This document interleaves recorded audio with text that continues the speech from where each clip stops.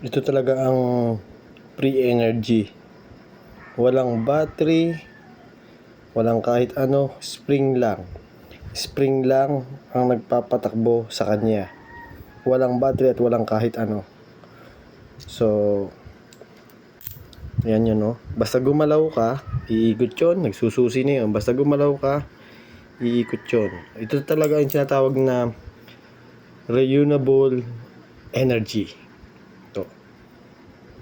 Yan, yung automatic chronograph. Ito yung aking relo na ginagamit ko matagal na. Yan.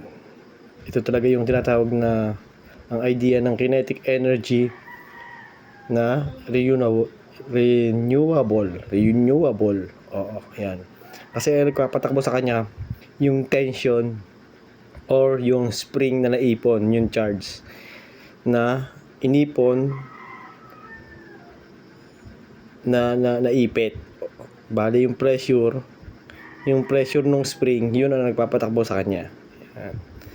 Ito talaga yung sa mga sa kinetic energy na renewable. Yung power source niya, kaya umiikot siya, ay mechanical automatic. Pwedeng susi. Kung tutuusin, dapat nga ang tawag sa kanya, hybrid. Kasi pwede mo siyang manual na susi, na hindi ka gumamit ng kuryente, hindi ka gumamit ng energy, ng power, sinusi mo ng manual. Pero yun ay tatakbo na ng 40 hours, 20 susi. Ngayon, pwede mo rin hindi siya susi, basta suot mo, magsususi siya kasi meron siya yun, pagka kumembot ka lang, may charge na siya. Yan, kung gumalaw-galaw ka lang, yan, may nagsususi na yun. Yan, ang ganda ang hiwaga at ganda ng pagiging horologist. Bale, ito ay nakakalibrate na. Ako nagkakalibrate ito gamit yung aking mga makinarya dito. May mga microscope ako dito, tsaka computerized calibration ang ginagamit ko para i-calibrate siya. Pero bihira naman to i-calibrate. Kasi pagka na-itono mo na to, okay na. Maganda na yung niya. Bali, isang full charge nito ay 40 hours na pwedeng hindi ko siya isuot. Yan, pagka paano kung malalaman kung full charge na, hindi ko na siya masusi. Yan, matigas na.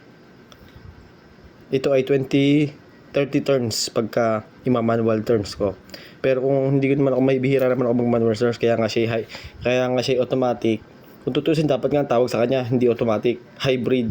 Kasi pwede mong i-manual, pwede ding kalug-alugin mo na lang, yun. Pero hindi mo siya alugin kasi one turns ang isang ikot na isang ganoon na isang counting ipod lang noon, meron na in 20 turns, ganoon nakatumbas. Matagal-tagal na.